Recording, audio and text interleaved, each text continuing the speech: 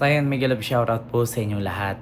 Luzon, Visayas, and Republic of Mindanao, Province of China ni Digong, ang Davao City.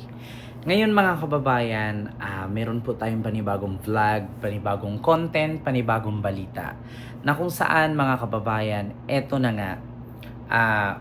Actually, alam naman po natin na ang pula at dilaw ay halos 3 dekada na, no, na magkaaway.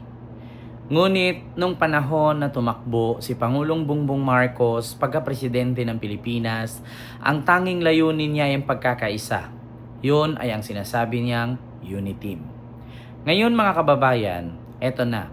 Alam naman po natin na ang Liberal Party ay ayaw sa mga Duterte at ayaw din kay Pangulong Bongbong Marcos.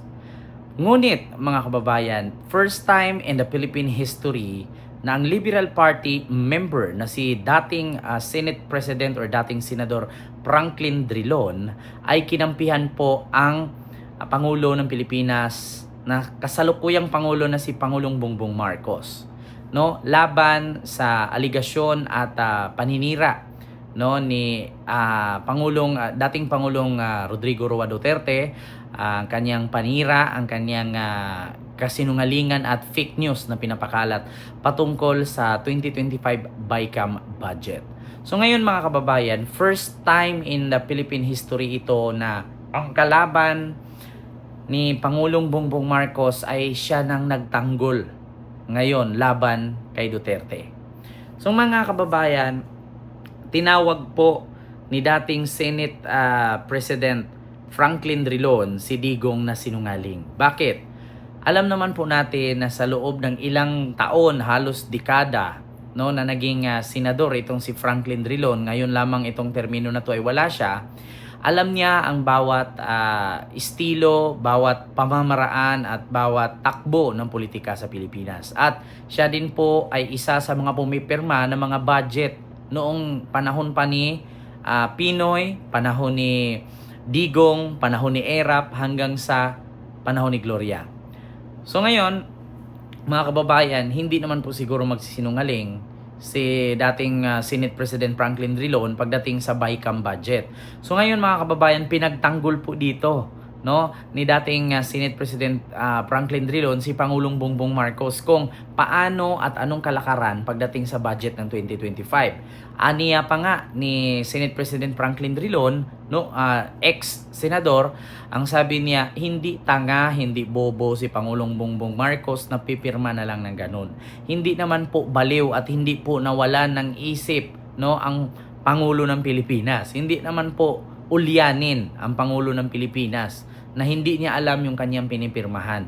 At bukod sa kanyang pinipirmahan, iyon na po yung pinaka-final report na pinipirmahan ng Pangulo.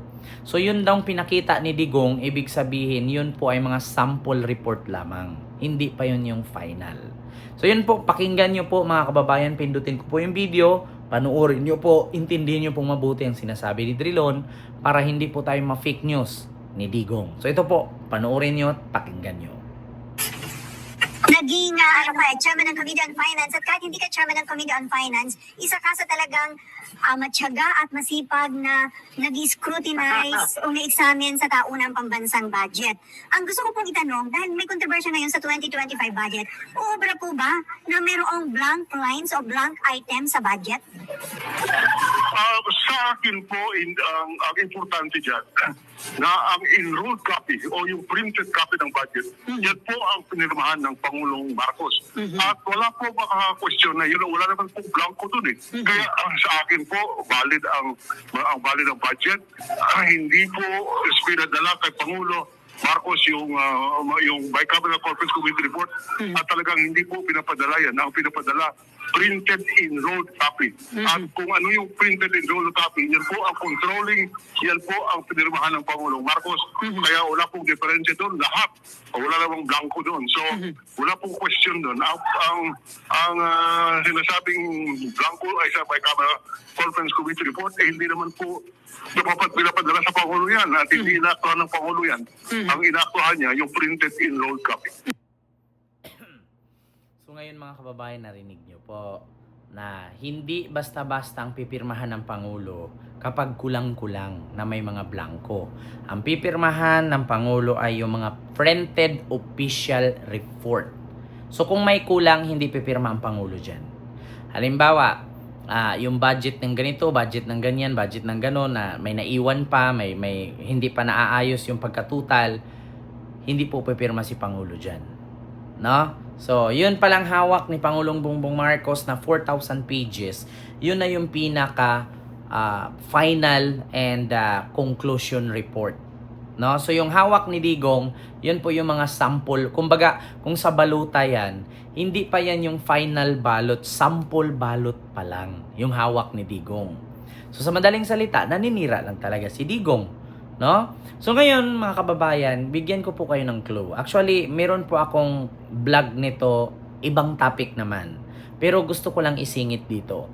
Alam nyo ba kung bakit si Digong kinalaban niya yung patungkol sa blankong budget ng BICAM 2025 na budget? Ganito po kasi yan. Ang gustong iparating ni Duterte, ganito yan. Ang gustong ipatating ni Digong na blanco, yun palang budget ng Office of the Vice President. Ito real talk ito. Hindi ito nakakatawa pero yun po yung pinaka-point ni Digong. Alam niyo kung bakit nasabi niya blanco-blanco? Hindi naman yun yung hanap ni Digong na mablanco eh. Yung National Irrigation Authority at yung Philippine Coconut Authority, hindi yun ang hinahanap ni Digong na blanco. Ang blanco doon, yung budget ni Sara Duterte. Na instead of 2 billion sa Office of the Vice President, 700 million na lang ang binigay na pondo ng office ni Sara. Kaya ang sabi ni Digong doon, hindi man yung mga proyekto, hindi man yung mga pondo ng ibang ahensya ang hinahanap niya doon. Ang hinahanap ni Digong ay ang budget ni Sara na 2 billion na naging 700 million na lang. Buti nga may 700 million pa. Kung ako kay Pangulong Bongbong Marcos doon, hindi ko lagyan ng budget ang Office of the Vice President. Now, which is, ginawa din naman yan ni Digong noon, noong panahon ni Leni Robredo, no, ni Vice President Leni Robredo. Hindi niya binigyan ng budget, pondo, ang Office of the Vice President. Kaya nga, nagreklamo nga ang opisina ni Sara, no, bakit daw nakayanan ni Leni at nagawa ni Leni na ang baba daw ng budget ng opisina niya. Kaya sumagot ang kampo ni Leni Robredo sa pamamagitan ng kanyang tagapagsalita na si Attorney Barry Gutierrez. Sabi niya, hindi kasi tamad si Leni. Si Leni kasi maraming paraan at marunong humanap ng diskarte na kung wala mang budget sa Office of the Vice President, naghahanap siya ng mga private company na handang mag-donate para itulong niya sa mga nasunugan, nabahaan, nabagyuhan. 'Di ba, natamaan ng sakuna. So, yun ang sagot ng kampo ni Leni Robredo. Hindi naman dito usapin ang budget, usapin dito yung liderato. It's not about the budget, it's about the leadership. Kung paano ka mamuno, kung paano mo gampanan ang iyong trabaho bilang public official. So, tamad kasi si Sara, hindi marunong maghanap ng diskarte. So, yun po yung kadahilanan. Hindi hinahanap ni Digong doon yung pondo na blanco. Ang hinahanap niya doon, bakit naging 700 million na lang ang 2 billion na proposed budget ng Office of the Vice President? Bakit? Bibigyan mo ng 2 billion, lulustayin lang din naman. At bibigyan mo 2 billion, bakit? Kasi may magagamit sila sa sunod na eleksyon. Ang problema ngayon, wala silang magamit sa sunod na eleksyon, kaya nanggagalaiti ang grupo ng mga dutae. Yun po yung katotohanan. Kaya binira ni Duterte si Pangulong Bongbong Marcos dahil hindi lang niya ma-point-point. 700 million na lang instead of 2 billion budget ang prinopose ng Office of the Vice President. So, yun po ang rason. Kaya, so yun lang mga kababayan. Huwag niyo pong kalimutan mag-like, mag-share, at mag-subscribe. At i-follow ka sa aking Facebook page, TikTok account, and YouTube channel. And see you next vlog. God first. Thank you.